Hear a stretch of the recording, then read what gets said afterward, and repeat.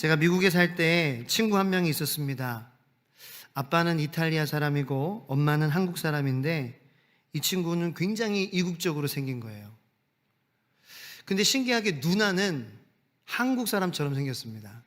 그래서 남매인데 누나는 완전 동양인 얼굴이고 남동생인 이 동생은 이국적으로 생겼어요. 근데 결정적으로 이 친구의 이름이 정국이었습니다. 실제로 미국 이 애들도 정 이렇게 불렀습니다. 이 친구들은 이국적인 외모, 미국에서 태어났기 때문에 영어를 당연히 모국어였죠. 그런데 제가 고등학교 2학년 때 처음 3학년 때 만났는데 그때 이제 고등학교에서 만났습니다. 그런데 같은 교회도 다니게 된 거예요. 그 친구가 다니는 교회를 제가 등록을 하게 된 거예요. 그래서 인연이다라는 그런 생각을 했죠. 알고 보니까 한국말을 하나도 못할 줄 알았는데 결정적으로 이 친구가 정국이라는 이름의 이유가 있었던 거예요. 한국말을 참 정국이처럼 잘했습니다. 그런데 이 친구가 한국말을 구수하게 할 수 있었던 그러한 그 비결이 뭐였는지 저한테 얘기를 나중에 해주더라고요. 이 친구가 나중에 저한테 얘기합니다. 자기는 혼혈아인 것 때문에 굉장히 상처와 열등감이 많았다라는 거예요. 어머니는 한국 사람이기에 한국인 공동체에도 속해서 어렸을 때부터 한국인 미국인 교회, 코리안 아메리칸 철치를 나갔죠. 근데 대부분 한인교회에 나갔기 때문에 대부분 이렇게 여러분처럼 생긴 사람들입니다. 그러니까 이 어린아이들이 다른 모습의 그 친구 어린아이인 정국이를 보면서 그 얘기를 했겠죠. 쟤는 다르게 생겼어. 미국에 살지만 아이들은 아이들이더라고요. 한인교회에 있으니까 다르게 생긴 아이들에 대해서 또 놀리고 그렇게 얘기를 하는 거예요. 지적을 하는 거예요. 그러한 경험들이 쌓이면서 이 정국이의 마음 가운데에는 상처가 됐고 열등감이 되었습니다. 자기가 혼혈하나라는 거. 자기의 아빠, 제가 이제 그 부모님과도 자주 이렇게 집에 놀러 가고 하면서 인사를 많이 드렸던 그러한 기억이 있는데 아버지가 이태리 분이시긴 한데 아버지가 반은 이태리고 반은 한국 분이에요 또. 그러니까 이 정국이는 4분의 1 한국 사람인 거예요. 그죠? 4분의 1인가 8분의 1인가 본인이 자기는 참 특이한 케이스라고 저한테는 자랑스럽게 얘기했어요. 나는 1/4, 1/8 코리안이래요. 4분의 1, 8분의 1 코리안인 게 자랑스럽다는 거예요. 그러면서 이국적인 얘가 막 대한민국 막 필승 코리아 막 두 건 메고 2002 월드컵 때 한국을 막 응원하는 게 아니겠어요? 이 참 얼마나 놀라운 광경인지 몰랐어요. 그런데 그렇게 그냥 된 게 아니더라는 거예요. 뭔가 결정적인 계기가 있었는데 그 계기가 있기 전에는 혼혈아인 것이 자기가 4분의 1 한국인의 피가 내 안에 흐르고 있다는 것이 굉장히 상처와 열등감으로 여겨졌다는 거예요. 제가 부모님 얘기를 잠깐 했는데 이거는 그냥 사족이지만 부모님 집에 갔어요. 그래서 얘도 외국처럼 생겼고 아빠는 더 이태리 분처럼 알롱드롱처럼 잘생기셨어요. 아빠가 잘생기셔가지고 저한테 정국이 친구냐 하면서 너 이름 뭐야? 그래서 예? 저 이름은 상길인데요. 상길이 참 이름이 참 구수하구나 이러시는 거예요. 전혀 알롱드롱처럼 생긴 분이 한국말, 여러분 TV에서 외국인인데 한국말 잘하는 분들 보면은 신기하시잖아요. 그죠? 우리보다 더 잘하고 또 사투리도 쓰고 그러면 참 신기한 거예요. 미국에서 제가 그런 분을 만나가지고 친구의 아버지고 어머니는 한국 사람, 한국 분이시고 그런데 저가 이제 그때 만났을 때에는 전국의 그런 열등감과 상처를 하나님께서 만져가시고 치유해 가시는 과정이었던 것 같아요. 그러한 부분에 대해서 간증을 하더라고요. 근데 어렸을 때에는 그러한 열등감과 상처 때문에 많이 부모님을 원망하기도 하고 그리고 한국말을 잘하는 이국적인 아버지를 보면서 오히려 반감이 생기고 그런데 우리 아버지가 이렇게 이국적으로 생기셔서 영어도 잘하시고 한국말도 잘하시고 내가 이 두 가지 언어를 다 배울 수 있고 내가 또 그 한국의 언어 문화도 배우지만 내 생김새는 이국적으로 생긴 것이 얼마나 참 장점이겠느냐라는 생각을 하나님께서 주시기 시작하신 것 같아요. 그 열등감과 상처를 잘 극복하니까 이 전국위의 그러한 삶 가운데에 한국 사람들에게는 오히려 더 어필이 되는, 그래서 우리 교회 중고등부 같이 이렇게 신앙생활하고 그랬는데 참 이렇게 웃음을 주고 다른 사람들에게 유쾌하게 하는 그러한 참 이런 활력소와 같은 그러한 친구였어요. 제가 이런 그 전국위에 대해서 갑자기 말씀을 드리느냐, 제가 이 사도행전 말씀을 우리 교회 성도님들도 매일 묵상하시고 계시잖아요. 생명의 삶을 통해서 우리가 16장 말씀에 들어서면서 디모데라는 사람을 만나게 되는데, 이 디모데의 어머니가 유대인이었고 아버지는 헬라인이었다라고 소개가 나오고 있다라는 것입니다. 자, 본문 말씀 1절 말씀 한번 1절 2절 말씀 한번 읽어보겠습니다. 시작. 바울이 더베와 루스드라에도 이름에 거기 디모데라 하는 제자가 있으니 그 어머니는 믿는 유대 여자요 아버지는 헬라인이라. 디모데는 루스드라와 이고니온에 있는 형제들에게 칭찬받는 자니. 지금 현재 칭찬받고 있다라고 기록이 되어 있지만 이 디모데의 이 시점까지 오기까지 호녀라로서, 그죠? 디모데에게 얼마나 많은 상처와 그리고 마음의 열등감이 있었을까? 우리는 생각해 보면은 그랬을 수 있겠다라는 생각을 할 수 있다라는 것이죠. 특별히 이 지금 사도행전 16장의 시점에서 교회가 앓고 있는 문제와 어려움이 무엇입니까? 유대인 출신인데 그리스도인이 된 사람들, 그리고 이방인 헬라인 출신인데 그리스도인이 된 사람들과의 서로 충돌이 되는 거야. 연합이 되지 못하는 것 때문에 교회가 문제를 앓고 있었다라는 거죠.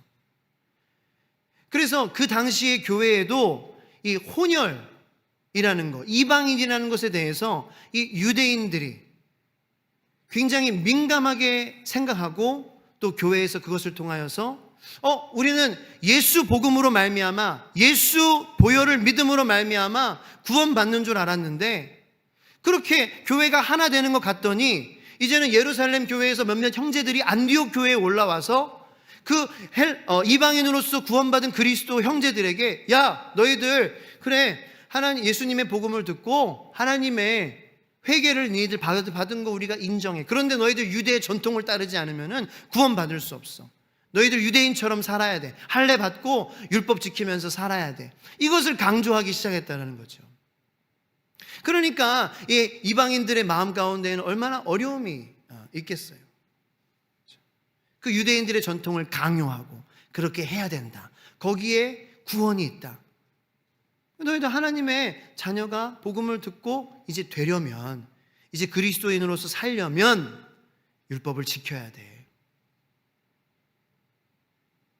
그런 분위기가 전반적으로 깔려 있었기 때문에, 그런데 참 우리나라 문화도 그러한 부분에 대해서 우리가 회개를 해야 되는 것이, 저도 어렸을 때 이 단어를 사용하면 안 되는데 튀기라는 말을 많이 들었어요.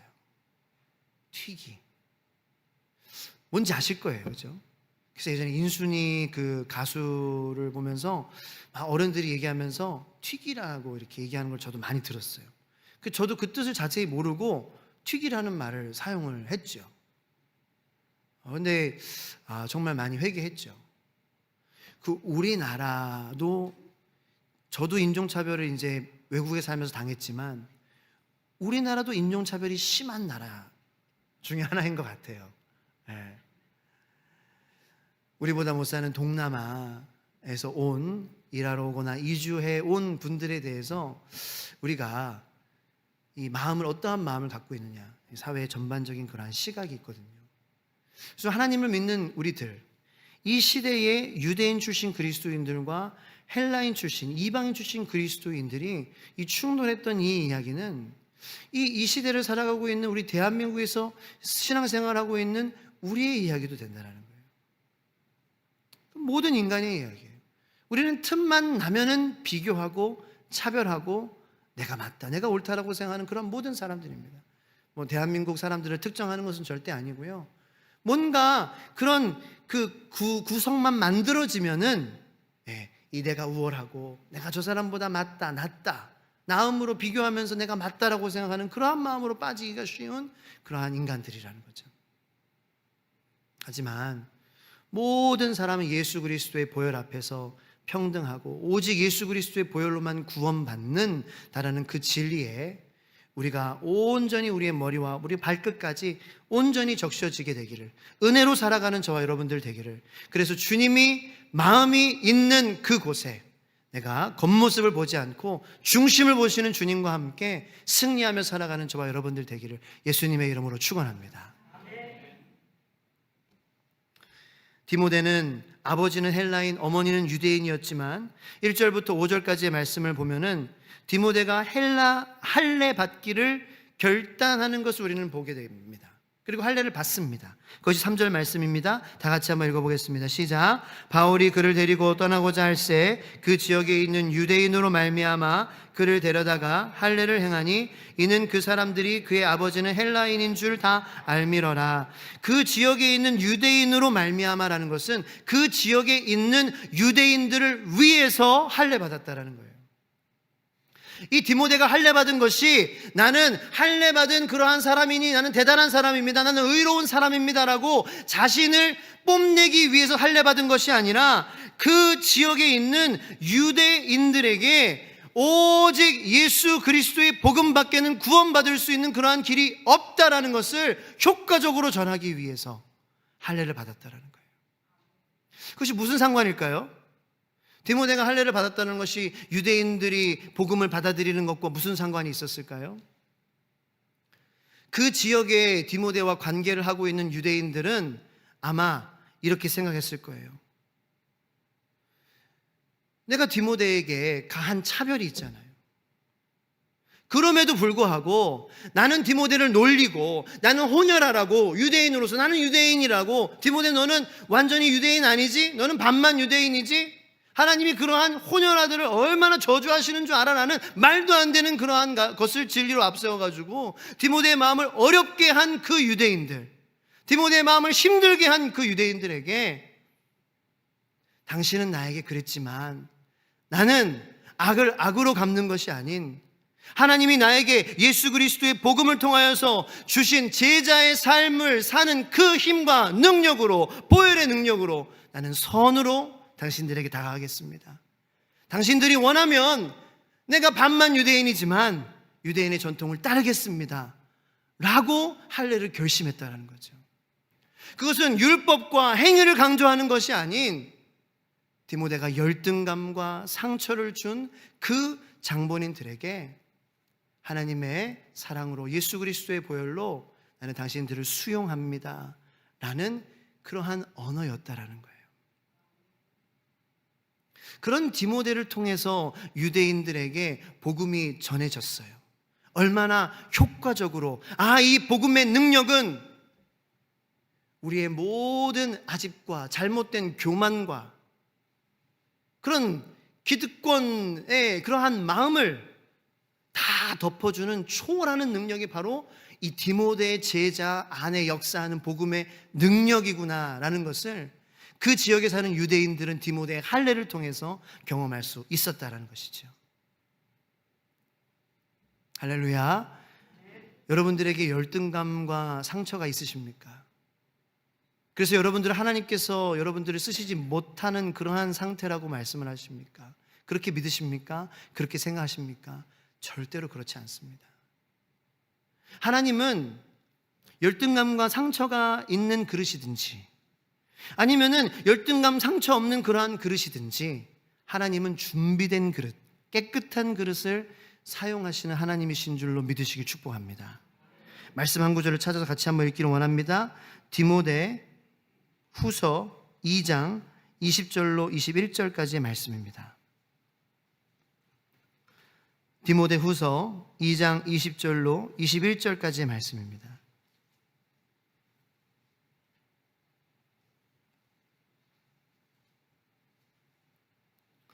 찾으셨으면 다 같이 한 목소리를 읽도록 하겠습니다.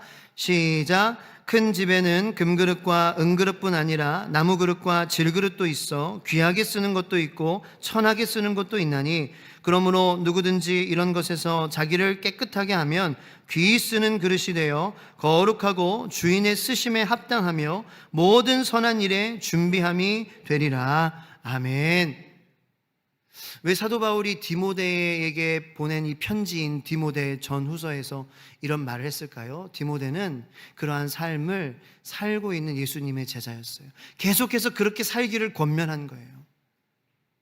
디모데야, 하나님께서 너를 택하셨다.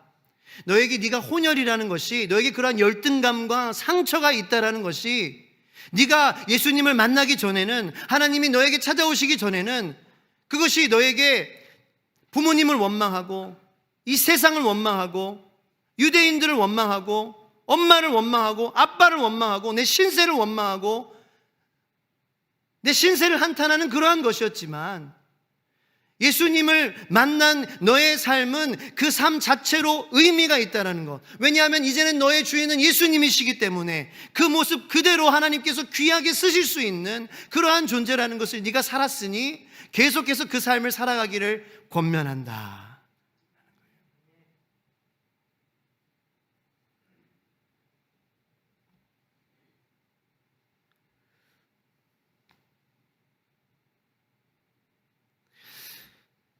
디모데는 예수님의 제자가 되었어요. 그렇게 1절에 디모데를 소개합니다. 디모데는 예수님의 제자였습니다. 예수님의 제자라는 어떠한 사람입니까? 예수님의 제자라는 것은 내 중심이 주님에게 온전히 축이 중심에 있는 사람이 바로 제자예요. 그렇죠? 내 중심축이 예수님에게 있는 거예요. 나는 제자고 나는 학생이고 예수님은 스승님이신 거예요. 나는 하나님의 나라의 시민이고 하나님은 하나님의 나라의 왕이신 거예요. 하나님은 나의 주인이시고 나는 종인 거예요. 그러므로 제자인 나는 그 예수님을 온전히 바라보고 그 주님의 말씀에 온전히 집중해서 주님 중심적으로 살아가는 그러한 삶을 제자의 삶이라 그러는 거예요. 디모데의 중심의 축이 예수님이 되어주셨기 때문에 디모데는 열등감과 상처가 있지만 그 중심 되시는 예수님 때문에 아름다운 원을 그려나가기 시작했다는 거죠. 마치 콤파스처럼. 여러분 콤파스 사용해 보셨죠?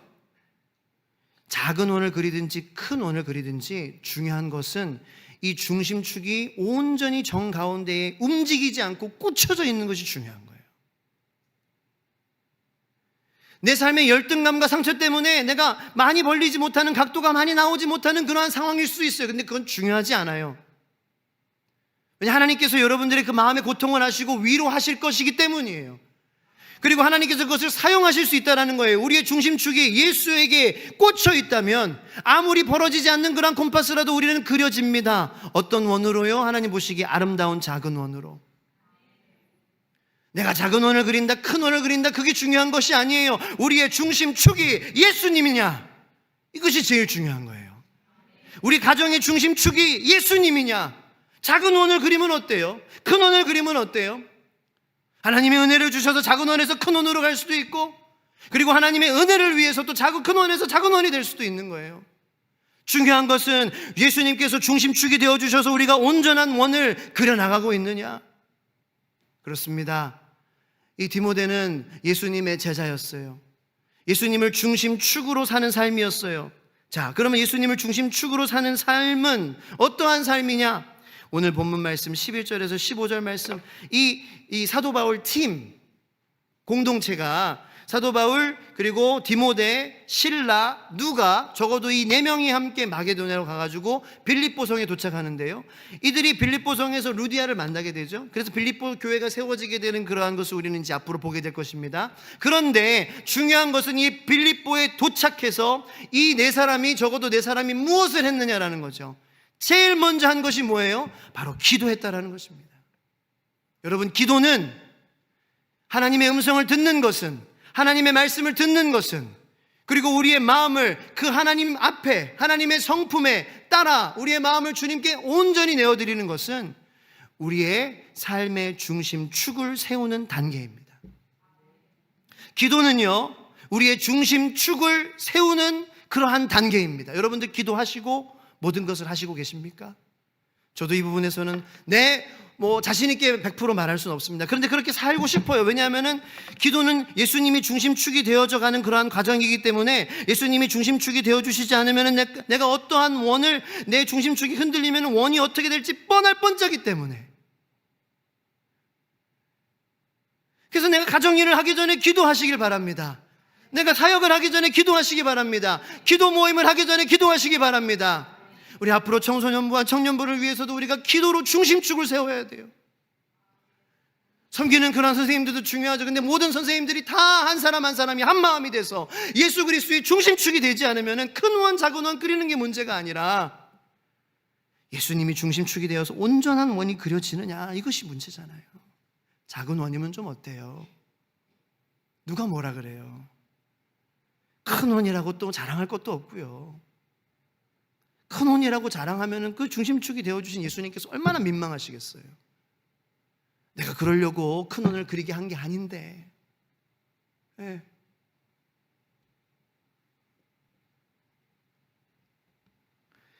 기도는 중심을 잡는 거예요. 여러분, 하루를 시작하실 때 저는 이제 제가 담임 목회를 하면서 일단은 저는 새벽 기도 반대파 중에 한 명이었는데 하나님께서 목사로 부르셨고 성도님들을 위해서 새벽 기도를 인도를 해야 되니까 하나님께서 내 체질과 마음을 바꿔주시는데 제가 지금도 배워가고 있고 목사가 되어가는 과정에 있는 목사지만 제가 한 가지 제가 깨닫는 게 새벽 기도는 기본이구나. 근데 이제 너무 또 여기서 아멘을 세게 하시면은 안 나오는 분들 마음이 좀 찔릴 거 아니에요. 그래서 속으로 이번에는 아멘 하세요. 새벽 기도는 기본이구나. 네. 그러니까 나를 위한 기본이에요. 내가 중심을 잡기 위한 기본이에요. 했다 안 했다를 위한 기본은 절대 아닙니다. 내가 중심 잡고 살아가기 위해서 말씀 앞에 서는 것이죠.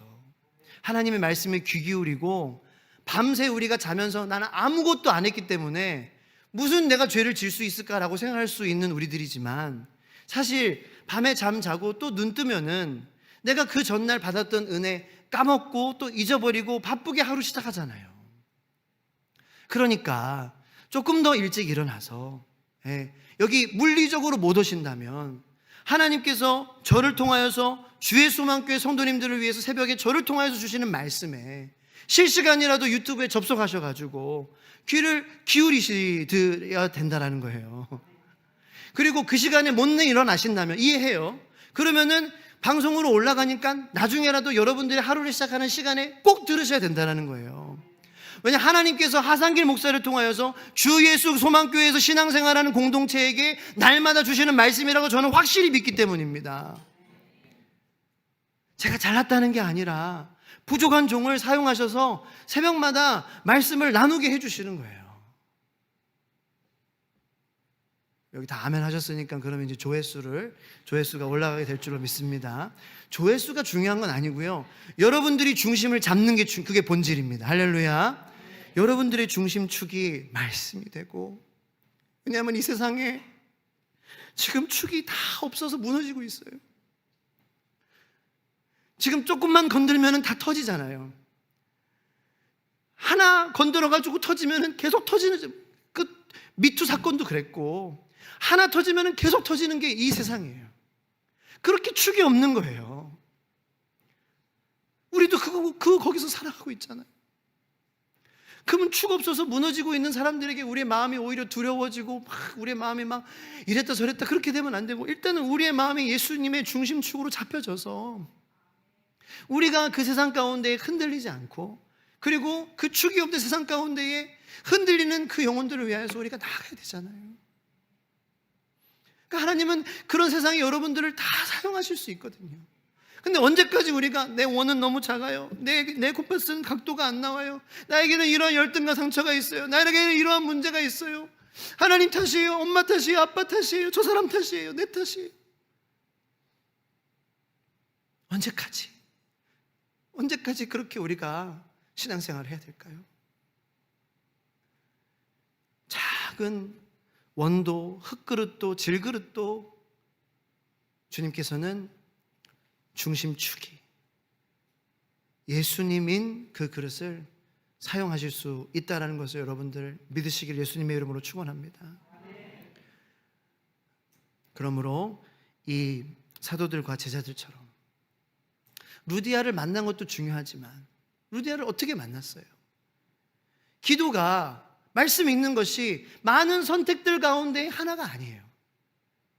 모든 선택들 가운데에 우리가 분별할 수 있는 가장 먼저 선행되어져야 되는 그러한 단계가 바로 기도와 말씀이에요. 우리가 할 수 있는 많은 것들 중에 하나로 기도와 말씀을 여기는 그러한 저희들의 마음을 주님이 용서하여 주시옵소서. 기도와 말씀은, 찬양은 내가 수많은 것들 중에 하나 선택할 수 있는 그러한 것이 아니에요. 모든 것들보다도 먼저 세워져야 되는 중심축임을 주님 오늘 깨닫게 하여 주시옵소서. 어쩌면 그게 하나님을 100% 수용하려고 하는 우리들의 믿음의 반응일 것 같습니다. 주님을 100% 수용하는 거잖아요, 그러면. 주님을 100% 수용해야 우리 삶에 일어나는 것도 하나님께서 해석해 주시고 알려주셔서 수용이 돼 가는 거예요. 내 안에 있는 상처와 열등감이 일단 먼저 하나님으로 인하여서 나에게 수용되지 않으면 계속해서 그것을 통하여서 나는 또 넘어지고 또 다른 사람들을 넘어지게 하고 그러한 반복되는 삶을 살아갈 수밖에 없는 우리들인 것입니다. 그러므로 이제 우리가 하나로 연합하여서 추구해야 될 것은 우리 주의 소망교회가 예수 그리스도 그리고 그분의 말씀 그리고 기도 위에 중심축이 세워지는, 날마다 세워지는 저 여러분들이 되기를 예수님의 이름으로 축원합니다.